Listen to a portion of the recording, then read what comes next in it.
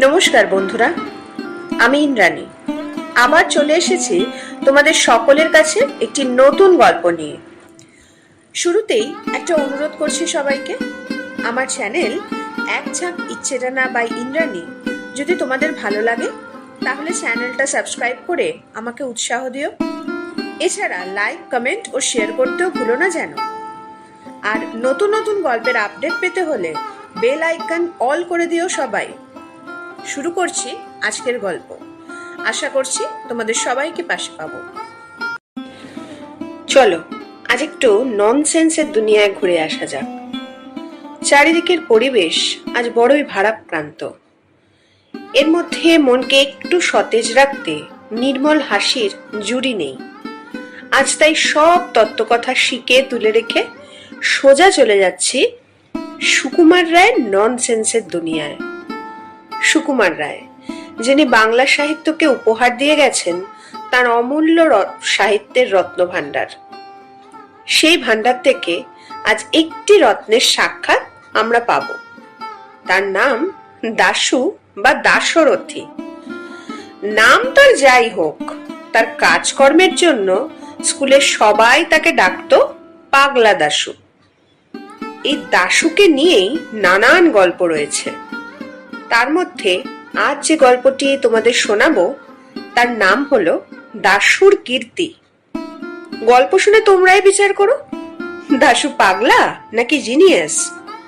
শুরু করছি আজকের গল্প দাশুর কীর্তি।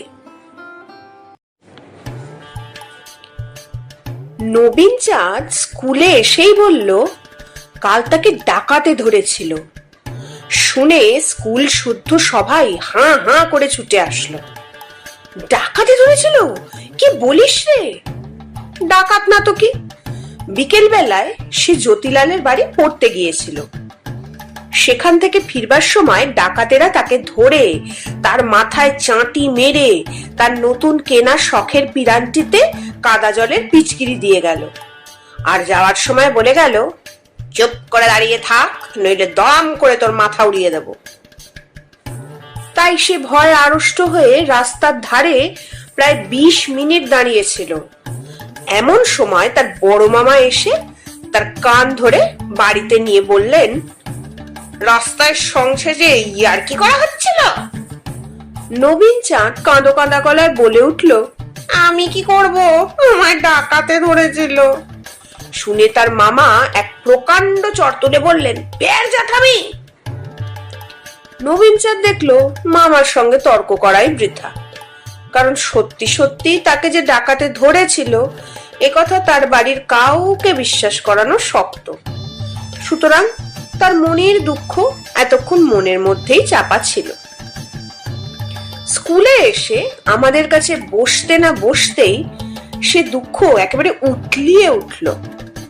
যা হোক, স্কুলে এসে তার দুঃখ বোধ হয় অনেকটা দূর হতে পেরেছিল, কারণ স্কুলের অন্তত অর্ধেক ছেলে তার কথা শুনবার জন্য একেবারে ব্যস্ত হয়ে ঝুঁকে পড়েছিল এবং তার ঘামাচি, ফুসকুড়ি আর চুলকানির দাগটি পর্যন্ত তারা আগ্রহ করে ডাকাতির সুস্পষ্ট প্রমাণ বলে স্বীকার করে নিয়েছিল।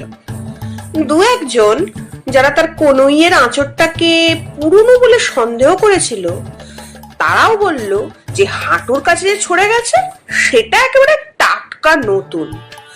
কিন্তু তার পায়ের গোড়ালিতে যে ঘায়ের মতো ছিল সেটাকে দেখে কেষ্টা যখন বলল, ওটা তো জুতোর ফোসকা, তখন নবীন চাঁদ ভয়ানক চোটে বলল, যাও, তোমাদের কাছে আর কিচ্ছু বলবো না।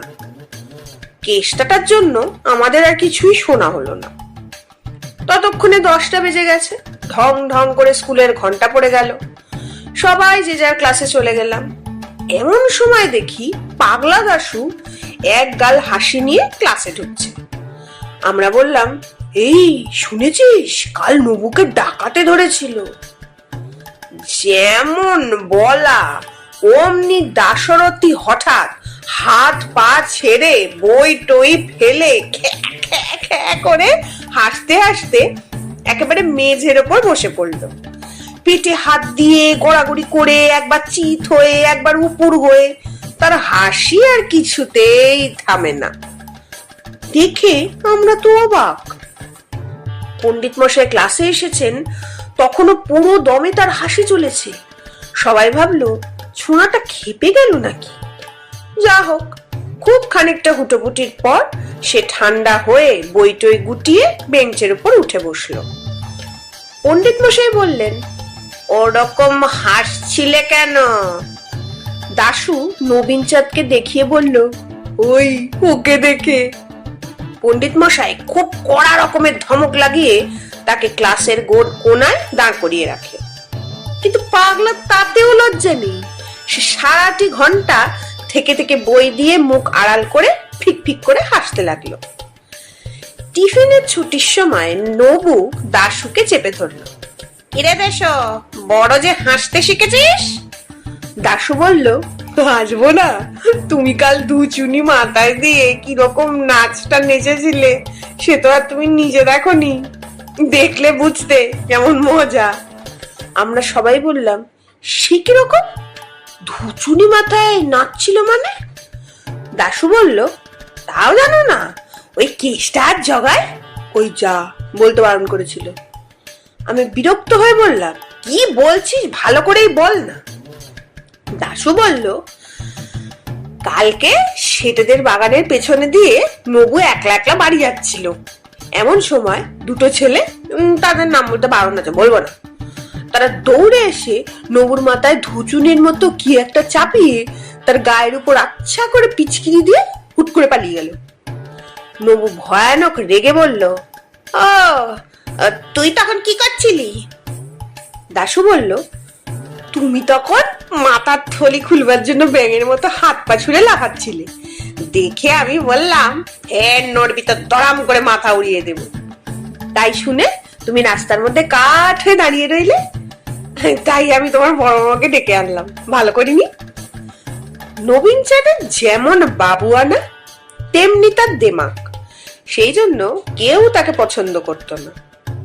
তার লাঞ্ছনার বর্ণনা শুনে সবাই বেশ খুশি হলাম। ব্রজলাল ছেলে মানুষ, সে ব্যাপারটা বুঝতে না পেরে বলল, তবে যে নবীনদা বলছিল তাকে ডাকাতে ধরেছে। দাশু বলল, দুর্বোকা, কেসটা কি ডাকাত? বলতে না বলতেই কেসটা সেখানে এসে হাজির। কেসটা আমাদের উপরের ক্লাসে পড়ে, তার গায়েও বেশ জোর আছে।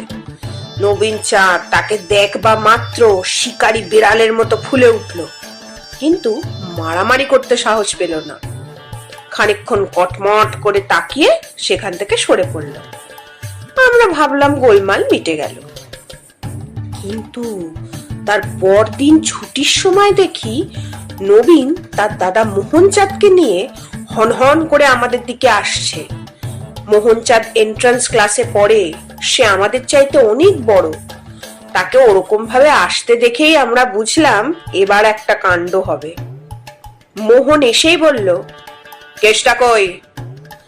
কেসটা দূর থেকে তাকে দেখতে পেয়েই কোথায় সরে পড়েছে, তাই তাকে আর পাওয়া গেল না। তখন নবীন চাঁদ বলল, ওই দাশুটা সব জানে, ওকে জিজ্ঞাসা কর। মোহন বলল, কি হে ছোকরা, তুমি সব জানো নাকি? দাশু বলল, না, সব আর জানবো কোত্থেকে, এই তো সবে 4th ক্লাসে পড়ি, একটু ইংরেজি জানি, ভূগোল, বাংলা, জিওমেট্রি। মোহনচাঁদ ধমক দিয়ে বলল, চুপ! সেদিন নবুকে যে কারা সব ঠেঙিয়েছিল, তুমি তার কিছু জানো কিনা সেটা বলো। দাশু বলল, ঠেঙায়নি তো, মেরেছিল, খুব আসতে পেরেছিল। মোহন একটুখানি ভেঙচিয়ে বলল, ও খুব আসতে পেরেছে না, কতখানি আসতে শুনি। দাশু বলল, সে কিছুই না, ওরকম মারলে একটুও লাগে না। মোহন আবার ব্যঙ্গ করে বলল, তাই নাকি? কিরকম মারলে পরে লাগে? দাশু খানিকটা মাথা চুলকিয়ে তারপর বলল, ওই সেবার হেডমাস্টার মশাই তোমায় যেমন দুমদাম বেত মেরেছিলেন সেই রকম। এই কথায় মোহন ভয়ানক চোটে দাশুর কান মলে দিয়ে চিৎকার করে বলল, দেখ বেয়াদব, ফের জ্যাঠামি করবি তো চাপ গিয়ে লাল করে দেবো। তুই সেখানে ছিলি কিনা আর কিরকম কি মেরেছিল সব খুলে বলবি কিনা সেটা বল। জানোই তো দাশুর মেজাজ কেমন পাগলাটে গোছের। সে একটুখানি কানে হাত বুলিয়ে তারপর মোহন চাঁদকে ভীষণ ভাবে আক্রমণ করে বসলো। কিল, ঘুষি, চোর, আঁচড়, কামড় সে এমনি চটপট চালিয়ে গেল যে আমরা সবাই হাঁ করে তাকিয়ে রইলাম। মোহন বোধহয় স্বপ্নেও ভাবেনি যে 4th ক্লাসের একটা রোগা ছেলে তাকে অমন ভাবে তেড়ে আসতে সাহস পাবে। তাই সে একেবারে থতমত খেয়ে কেমন যেন লড়তেই পারলো না। দাশু তাকে 5 সেকেন্ডের মধ্যে মাটিতে চিৎপাত করে ফেলে হাঁপাতে হাঁপাতে বলল, এর চাইতেও ঢের আসতে পেরেছিল। এন্ট্রান্স ক্লাসের কয়েকটি ছেলে সেখানে দাঁড়িয়েছিল। তারা যদি মোহনকে সামলে না ফেলতো তাহলে সেদিন তার হাত থেকে দাশুকে বাঁচানোই মুশকিল হতো। পরে একদিন কেষ্টাকে জিজ্ঞেস করা হয়েছিল, হ্যাঁ রে, নবুকে সেদিন তোরা অমন করলি কেন রে? কেষ্টা বলল, ওই দাশুটাই তো শিখিয়েছিল ওরকম করতে, আর বলেছিল তাহলে 1 সেট জিলিপি পাবি। আমরা বললাম, কই, আমাদের তো ভাগ দিলি না। কেষ্টা বলল, সে কথা আর বলিস কেন, জিলিপি চাইতে গেলুম কত ভাগা বলে কিনা, আমার কাছে কেন, ময়রার দোকানে যা, পয়সা ফেলে দে, যত চাস জিলিপি পাবি। আচ্ছা, দাশু কি সত্যি সত্যি পাগল না কেবল মিচকেমি করে? ব্যাস, আজ এই পর্যন্তই। তা কেমন লাগলো গল্পটা? কেউ কি ফিরে পেলে নিজের স্কুল জীবনের স্মৃতি? কমেন্ট করে জানিও কিন্তু, আর লাইক ও শেয়ার করতেও ভুলো না। আজ তাহলে আসি, খুব তাড়াতাড়ি আবার নতুন গল্প নিয়ে হাজির হয়ে যাব। টাটা।